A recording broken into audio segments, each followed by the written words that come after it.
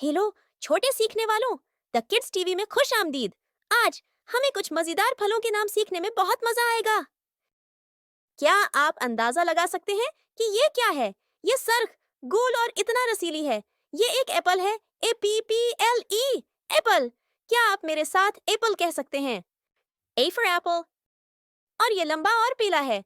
ये एक किला है। बा ए अन अन अन अन किला। चलो उसे एक साथ कहते हैं, किला। B for banana।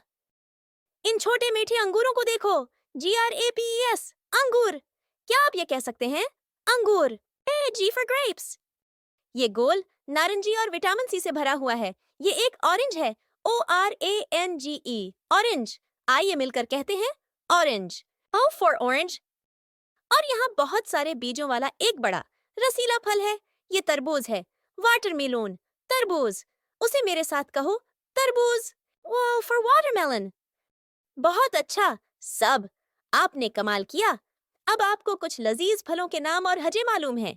सेहतमंद और मजबूत रहने के लिए अपने फलों को रोजाना खाना याद रखें।